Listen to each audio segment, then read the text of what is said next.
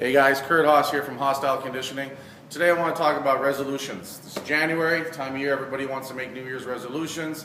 They want to plan big, they want to do big, but you know what, they don't go about it in the right way, especially the ones that fail. It definitely is something that, you know, is a good idea. It's usually a good starting point or an impetus to say, hey, you know what, I really want to get started on, obviously with us, fitness. I want to start saving, I want to start running, doing better at work, or whatever it is. These are definitely things that probably gnaw at us all throughout the year, and for some reason there's this magical time where January 1st where we're like, it's a new beginning, it's a fresh beginning. And I agree, I think it is a good time to look at doing things and taking some stock of where you are with your life and where you want to be. And in those parameters, there's lots of different areas that we want to work on. Our health and fitness is one of them, our financial situation, our relationships, whether it's with our husbands or wives, our children, our co-workers, our job. These are all things that, anytime we can improve in them, we're going to improve as a whole. That being said, I also hear, oh, I don't make New Year's resolutions because they don't work and it's silly and, I shouldn't wait just one time a year to do it. I go, well, also at the same time, then if you're not doing it in January, when are you doing it? Are you doing it in July? Are you doing it in June? When's the last time people have started with something? I mean, gyms are famous for being super busy in January. What happens? Biggest month that they're going to sell the amount of memberships. People with the best in session come in with droves. 6 weeks later, 75% of them, 80% of them never go back. Still paying the monthly dues. They're tied into a long-term contract. Whatever, that's their problem, right? But it's a known fact in the industry is that January you get pumped.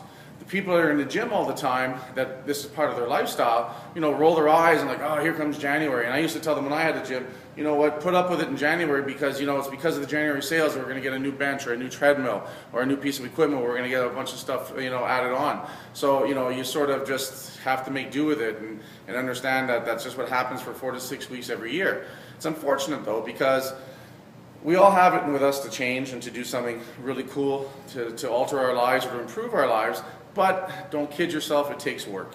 It takes work day in, day out. It has to be front of mind. You can do things like tell your immediate circle what your goals are, basically do a social contract so they're going to remind you, hey, you said you weren't going to have chips anymore next time you're at lunch with them and stuff like that, or french fries or whatever the things you're trying to improve.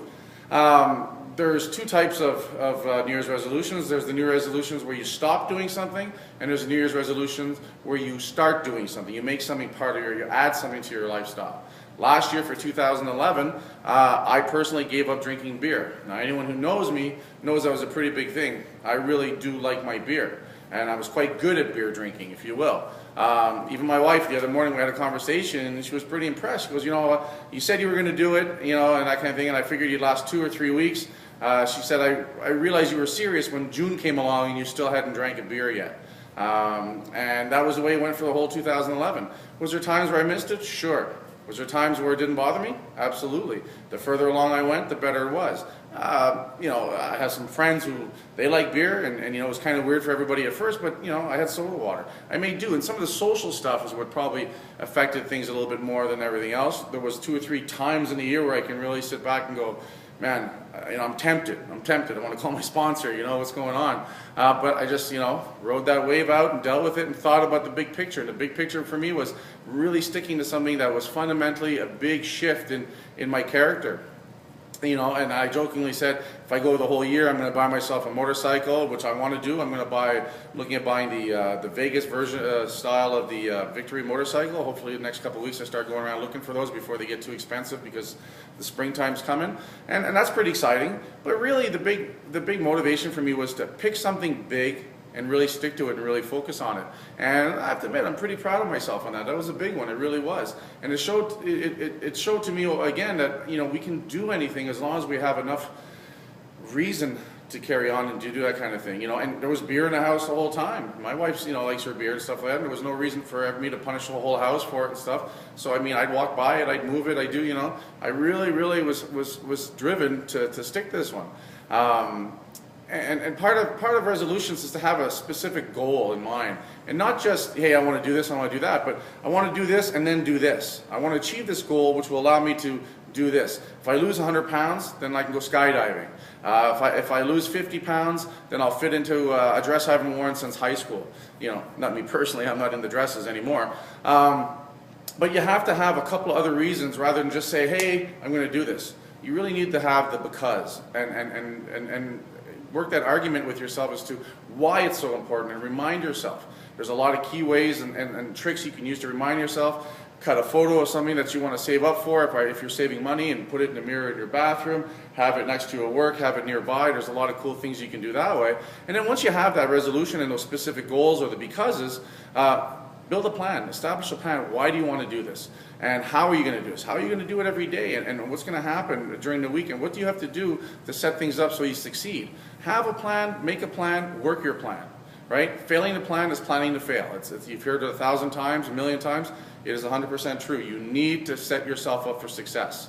That being said, what I'm doing this year is, instead of taking something away, well, in a sense, I really am taking something away. I just weighed myself. I was 341.6 pounds. Now, I was 390 for the longest time. I dropped 50, 60 pounds over the holidays, probably closer to 7. Over this last week of holidays, the holidays have been good to me. I gained another 20, 25, so back into the 340s.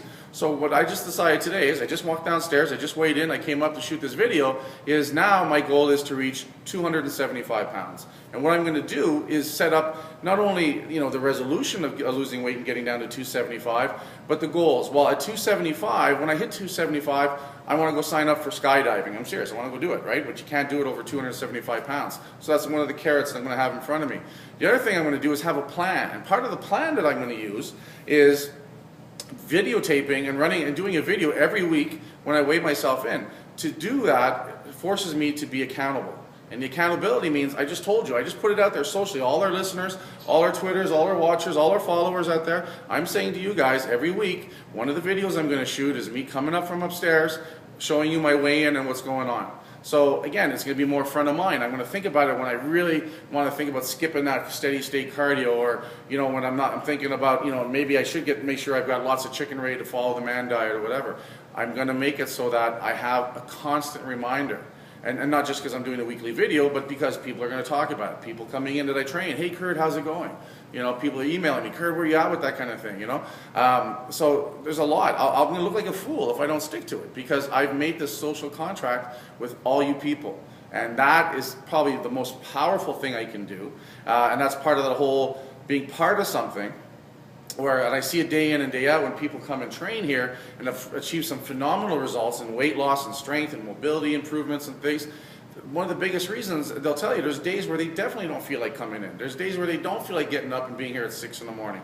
Or they've had a long day at work, and coming in for an 8 o'clock kettlebell, thrashing with Tobin is just probably not the most joyous thing in front of their mind. But they're also understand, and they feel that they're part of something. When they come in here, they're welcomed. When they come in here, they know they're going to get a great workout, and they're in a group of people that are like-minded individuals. Male, female, young or older, they all have that in common. They want to strive to improve themselves, and they want to do it in a really cool atmosphere, in which one of the things we work really hard to provide a Hostile Conditioning is a place where you want to come in, and once you're in that door, you know the rest is going to happen for you. And that's really important, and that's part of their plan. And that's why when people come in, I always want to see them come in 3 to 5 times a week, because if they do that, they're around it more. It's more front of mind.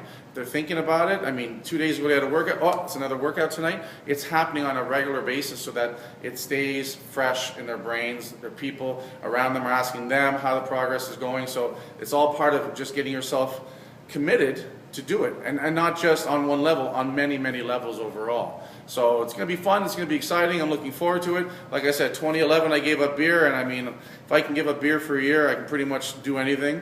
2012, it's 341 down to 275. I'd like to do it in less than a year, but let's see how it goes, and let's see how the progress is, and it'll be fun to have you guys follow me, on a weekly basis to see how things go, and share my victories, and point your finger when I stumble and stuff like that, whatever you guys are into. But that's my challenge to you guys as well too. Find something to push yourself, find something to make yourself better. I don't care if it's fitness or anything else like that, but find something to challenge yourself and work that challenge, and sit back and watch how much it really improves your quality of life. This is Kurt from Hostile Conditioning. I'll talk to you in a week at least. Later.